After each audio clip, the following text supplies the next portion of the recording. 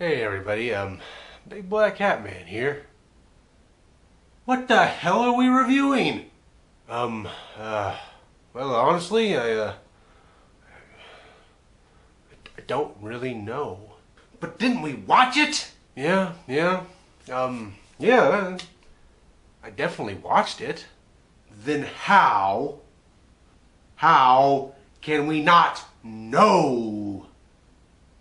Well, roll the opening. Dun, dun. Today, we're talking about the 1931 Western serial, The Phantom Empire.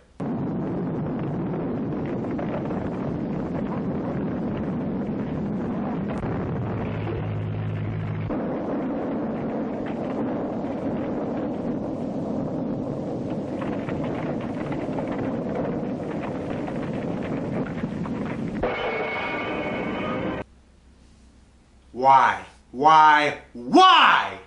Well, I'd never seen it before, and it was requested. It seemed like something interesting to take on. If someone requested you to smash your head into the wall, would you do it? Well, no, it's insane. I wouldn't do that. But this was just a little movie serial. Just a little movie serial, huh?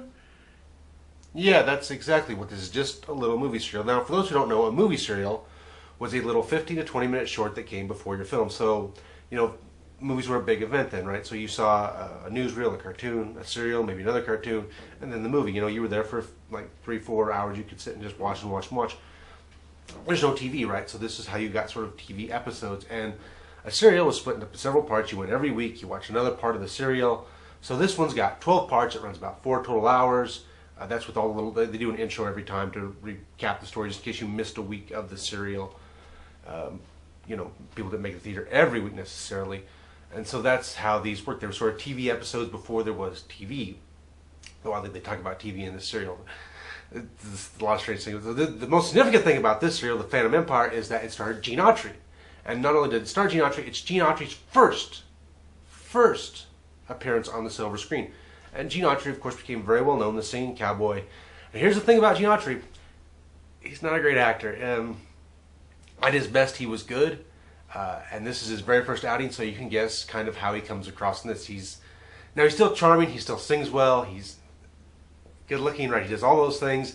But he's definitely a stiff actor, and this is not his best effort. So I like me a little Gene Autry, but this is not a good quality acting performance by Gene Autry. And so these serials, they're largely designed for kids, and so there's a lot of appeal. And there's these 2 kids characters in it. Now let me try and explain the story of this serial, and man, is this story all over the place. So Gene Autry is a half owner of the Radio Ranch, and the Radio Ranch every day has to perform a radio show at 2 p.m. and has to have Gene Autry in it, or else they lose the ranch. Well, they lose the contract, which then they'll lose the guests, and then they'll lose the ranch. It's sort of silly, but I think Gene Autry, who was actually a big radio star, being there would be enough to bring people out, regardless of the radio show. And the contract's so strict, it has to be every day at 2. Like, what if somebody gets sick, or the radio signal gets cut off, or whatever? Like, there's so much that can go wrong. Just like every day at 2, no exceptions. Fired. They're going to give away a lucrative radio program because of one mishap. That seems strange to me. But so anyway, they're in this ranch, and then these scientists show up, and they're looking for a secret underground kingdom known as Morania, which has lots of radium. And lo and behold, the kingdom actually exists. It's a real kingdom. They're not making that up. It's a real place. And they have these famous Thunder Riders who defend the kingdom. And they're bad guys, but then there's these kids, and they also call themselves the Thunder Riders because of the legend, and they're good guys. But then sometimes the Thunder Riders aren't bad guys. You know what? This gets very convoluted because it goes on a long time, and I think the writers just kept... And then they just kept telling story without having any logic. Because let me tell you what, when the climax comes, it comes fast and without any real purpose. And let me tell you what, they're looking for radium. Radium's sort of the magic MacGuffin element in this serial, and they don't know what the hell radium is. Because for anybody who knows anything about modern science and knows what radium is, they're so wrong about what it is. And it's almost funny at times when they're talking about radium and its magic properties, essentially. So yeah, that's the story in a nutshell, sort of. I mean, a lot happens, and it goes back and forth and flips around, and And for a good chunk of it, the scientists who I told you about, who sort of get the plot started by looking for Morania, just disappear. And they actually murder the other owner, the Gene Autry's partner in Radio Ranch, and frame Autry for it. So Autry for a while is wanted for murder. And it's like they forget about that plot point in the serial. Because when they come to the climax, and guess what? Gene Autry doesn't go to jail. I mean, he's just Gene Autry, right? I mean, everything's going to work out for Gene Autry. Like I said, 4 kids, and he's the big star. So they forget about that. So I say, oh yeah, Gene Autry didn't kill his partner. and Morania's underground, this underground kingdom, and it's got this. It's kind of silly looking. It's a model clearly, but it actually doesn't look that bad. But the effects when you get down there, and some of the clothes, of course, they're underground super civilization clothes are hilarious. Now you might be saying, why is it underground? Why isn't it some space thing? Well, the space thing was post World War II, right? That's when we became really obsessed with space and science fiction. There was a lot of sort of underground and these underground worlds. Remember, Journey to the Center of the Earth, right, had sort of sparked this idea that there's a lot of stuff underneath the Earth we don't know about. And so that's where this comes from. So this is, you know, pre-World War II, so we have an underground kingdom, and we have magic radium. And designed for kids, right? I got to keep telling myself that. Like, some of the simpler plot points, and the fact that you have these 2 child sidekicks to Autry, and like 2 people who are both clearly over 20. I'm fairly certain the boy is about 25. The boy, yeah, he's supposed to be like 15, and he's like, looks like he's about 25. But it's, you know what, you'd have to watch this.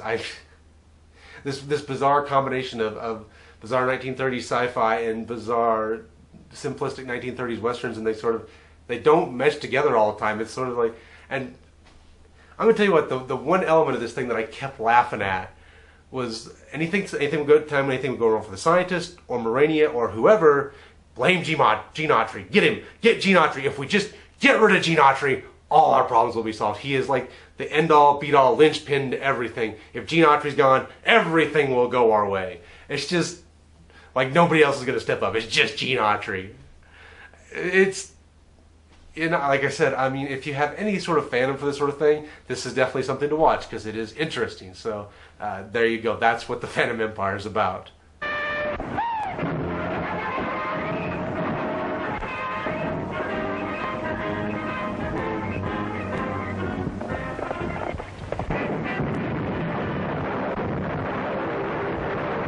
Well, if I'm honest about my opinion of this, I kind of liked it.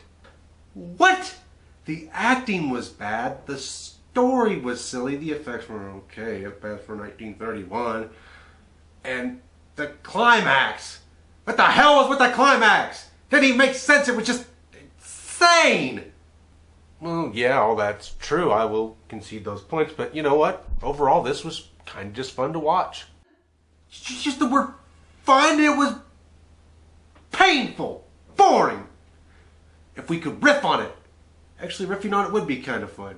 Wait, no, you won't draw me in. It wasn't fun. It was just bad. Yeah, exactly. I mean, this is the kind of thing you could riff on. I mean, because it is really silly, and a lot of the times I found myself just sort of automatically going, what was that? You know, why this, why that? I mean, it's funny. It really is, but and it's also fun. I mean, it enjoys being what it is. I mean, some of the actors are really trying hard, but they're not good actors. And there's just, I want to say there's something romantic to watching this too. Looking back at what a kid might have enjoyed in 1931. And you know what it reminded me of?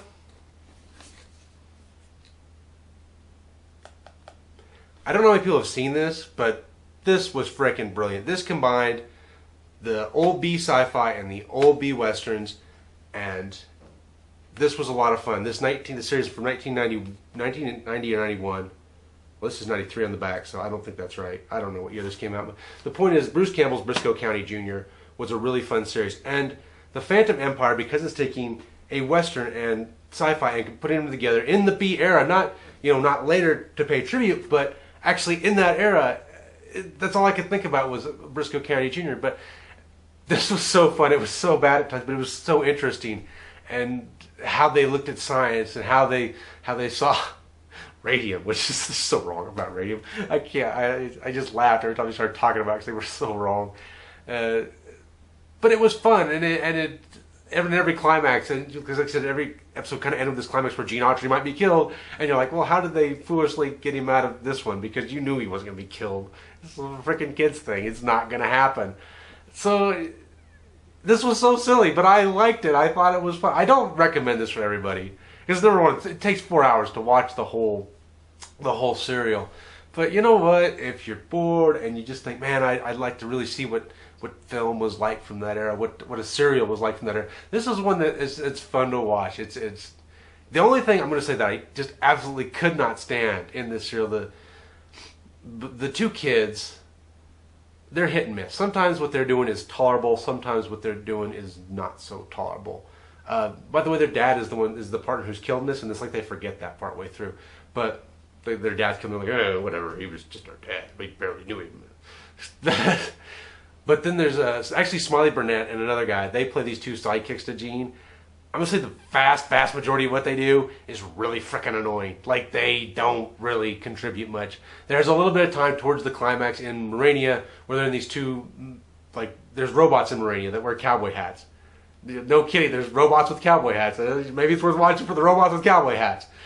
But they actually dress up as the robots with the cowboy hats. And there's some moments there where they're actually finally funny, but most of the time it's one wants to play a harmonica and Smiley Burnett wants him not to play the harmonica. And it's like, that's not really funny. So, yeah, those two guys, I really didn't like them for the vast majority of the serial, except for like that maybe couple scenes where they actually kind of step up and be heroic, which is nice to see some sidekick characters actually kind of be heroic. So, yeah, The Phantom Empire. I mean, it's silly, it's sci-fi, it's Western, it stars Gene Autry, and he sings well. And you know what? Go ahead and check it out. I actually recommend it. So, hey, thanks for listening, and we'll see you again here on the Cinematic Range. Now when I want my breeches pressed and want my clothes to look the best, I call on Oscar. That's me. I call on Oscar. I'm Oscar. And if my saddle needs some soap, I know the guy that's got the dope. I call on Pete. I'm Pete. I call on Pete. Yes, sir. Now there's nothing I tell you that these fellows cannot do. If I want the moon or a star or two, I call on Oscar. That's mine. I call on Pete. I've been there.